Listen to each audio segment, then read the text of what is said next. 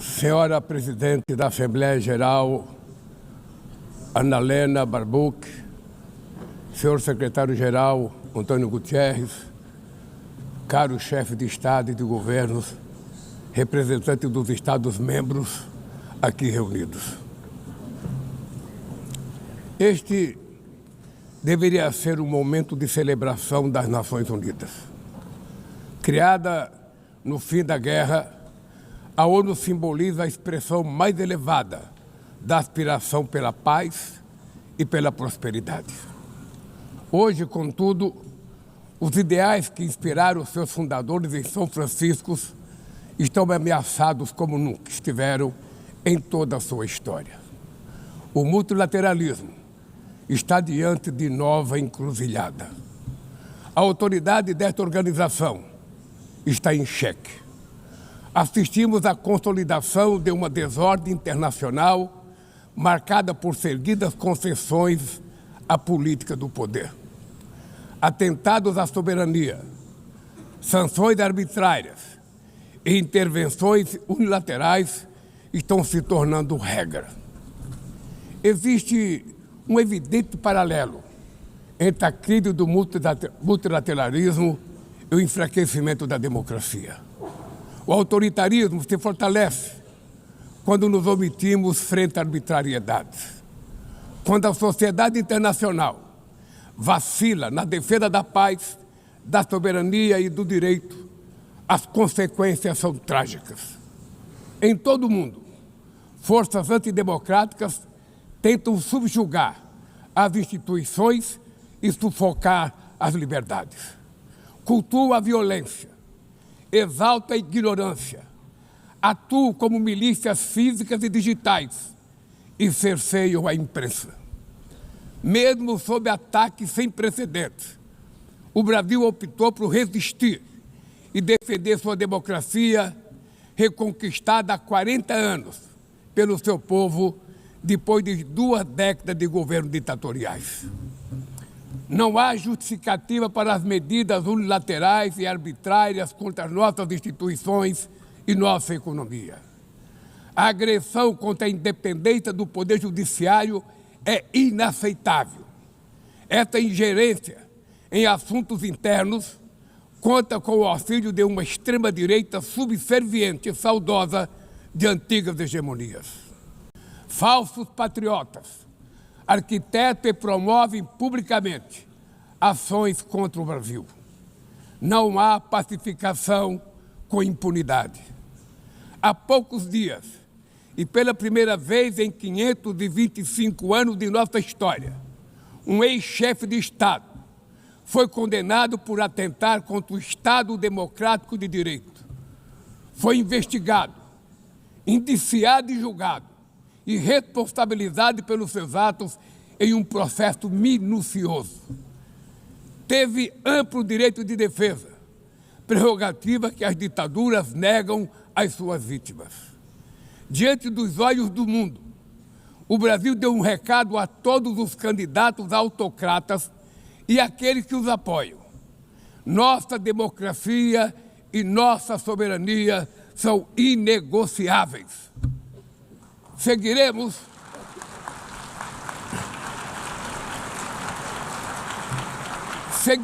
como nação independente e como povo livre de qualquer tipo de tutela. Democracias sólidas vão além do ritual eleitoral. Seu vigor pressupõe a redução das desigualdades, a garantia dos direitos mais elementares, a alimentação, a segurança, o trabalho, a moradia, a educação e a saúde. A democracia falha quando as mulheres ganham menos que os homens ou morrem pelas mãos de parceiros e familiares.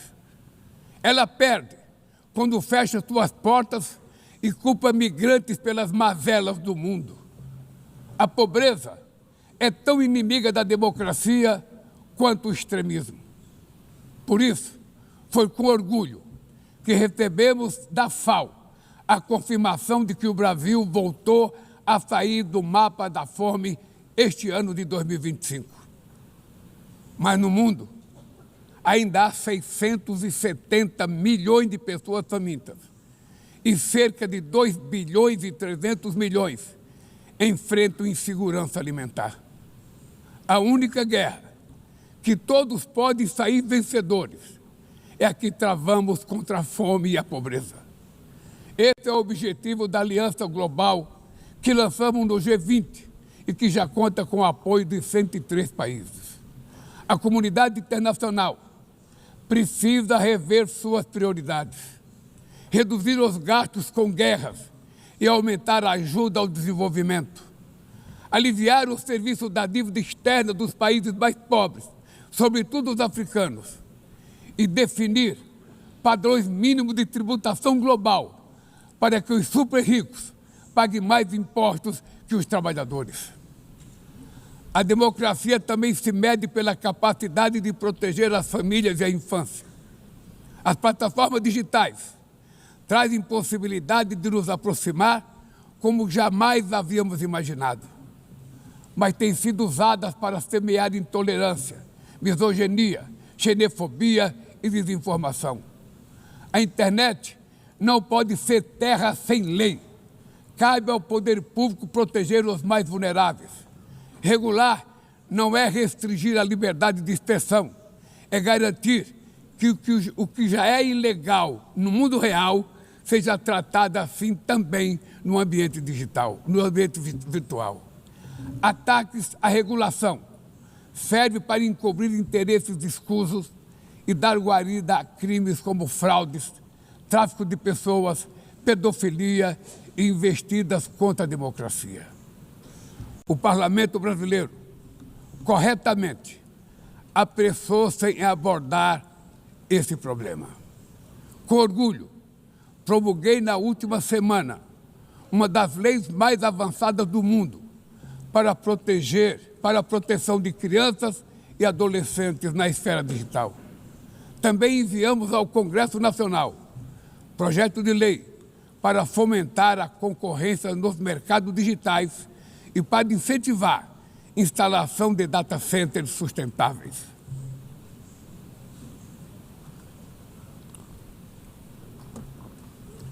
Para mitigar os riscos da inteligência artificial, apostamos na construção de uma governança multilateral em linha com o Pacto Digital Global aprovado neste plenário o ano passado. Senhoras e senhores, na América Latina e Caribe, vivemos um momento de crescente polarização e instabilidade. Manter a região como zona de paz sempre foi e é a nossa prioridade. Somos um continente livre de armas de destruição em massa, sem conflitos étnicos ou religiosos.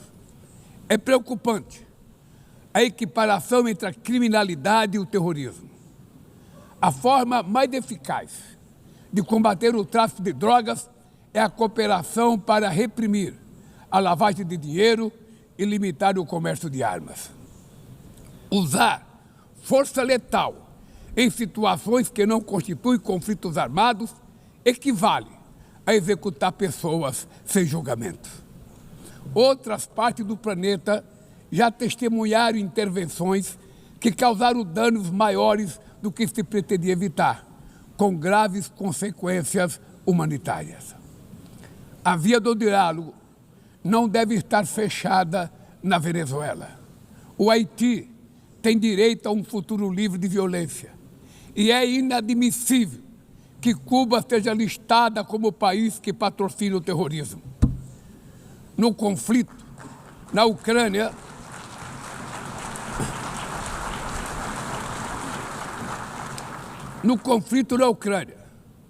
todos já sabemos que não haverá solução militar. O recente encontro no Alasca despertou a esperança de uma saída negociada. É preciso pavimentar caminhos para uma solução realista. Isso implica levar em conta as legítimas preocupações de segurança de todas as partes. A Iniciativa Africana e o Grupo de Amigos da Paz, criado por China e Brasil, podem contribuir para promover o diálogo.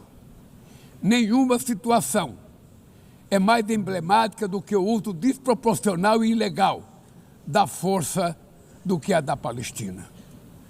Os atentados terroristas perpetrados pelo Hamas são indefensáveis sob qualquer ângulo, mas nada, absolutamente nada, justifica o genocídio em curso em Gaza. Ali, sob toneladas de escombros, estão enterradas dezenas de milhares de mulheres e crianças inocentes.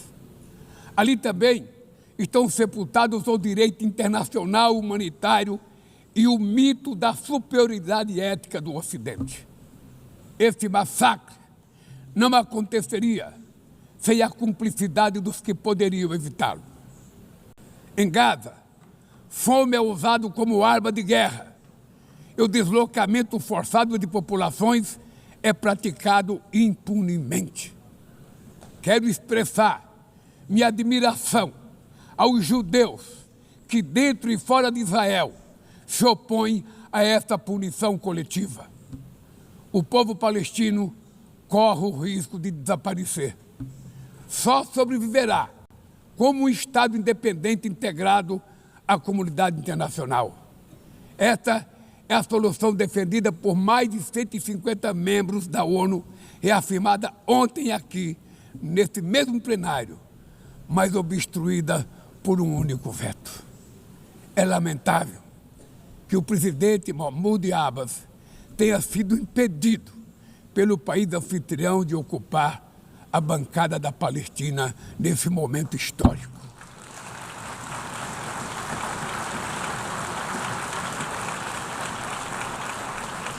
O alastramento desse conflito para o Líbano, para a Síria e o Irã e o Catar fomenta a escalada armamentista sem precedentes. Senhoras presidentas, bombas e armas nucleares não vão nos proteger da crise climática. O ano de 2024 foi o mais quente já registrado. A COP30 em Belém, no Brasil, será a COP da verdade. Será o momento de os líderes mundiais provarem a seriedade de seu compromisso com o planeta. Sem ter o quadro completo das contribuições nacionalmente determinadas, as chamadas NDCs, caminharemos de olhos vendados para um verdadeiro abismo. O Brasil se comprometeu a reduzir entre 59% e 67% suas emissões, abrangendo todos os gases de efeito estufa em todos os setores da economia. Nações em desenvolvimento enfrentam a mudança do clima ao mesmo tempo que lutam contra outros desafios. Enquanto isso, países ricos usufruem de padrão de vida obtido às custas de 200 anos de emissões de gases.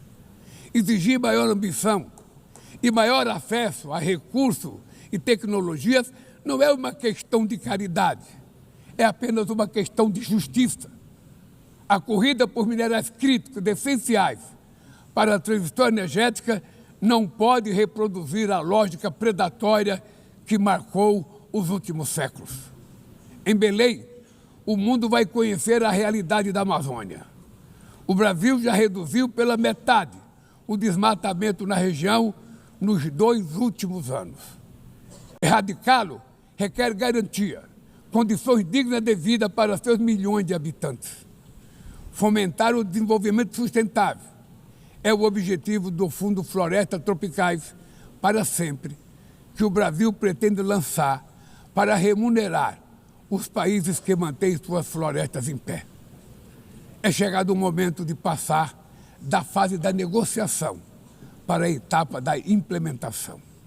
O mundo deve muito ao regime criado pela Convenção do Clima, mas é necessário trazer o combate à mudança do clima para o coração da ONU, para que ela tenha a atenção que merece. Um conselho vinculado à Assembleia Geral, com força e legitimidade para monitorar compromissos, dará coerência à ação climática. Trata-se de um passo fundamental na direção de uma reforma mais abrangente da organização, que contemple também um Conselho de Segurança ampliado nas duas categorias de seus membros. Poucas áreas retrocederam tanto como o sistema multilateral de comércio.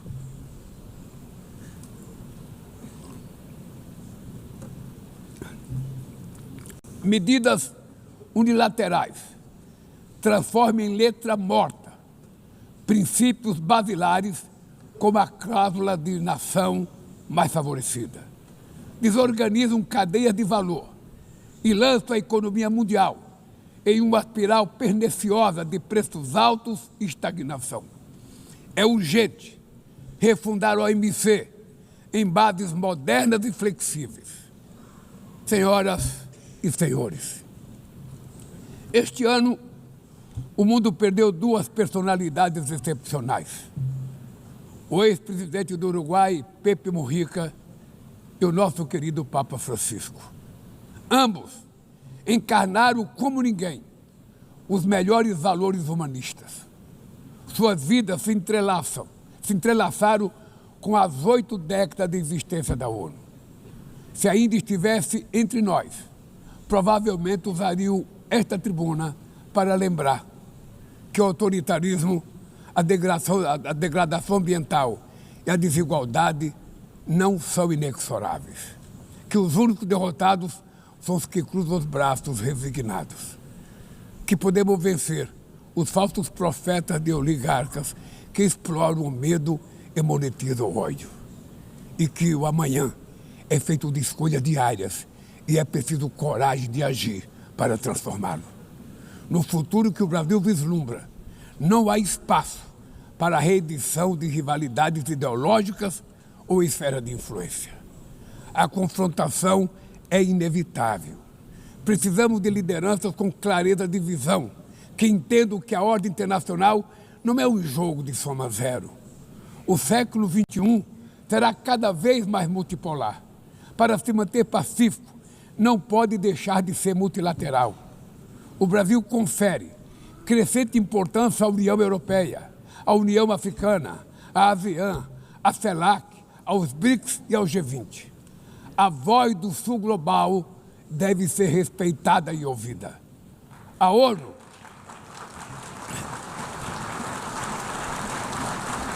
ONU tem hoje quase 4 vezes mais membros do que os 51 que estiveram na sua fundação. Nossa missão histórica é a de torná-la novamente portadora de esperanças e promotora da igualdade e da paz, do desenvolvimento sustentável e da diversidade e da tolerância. Que Deus nos abençoe a todos e muito obrigado.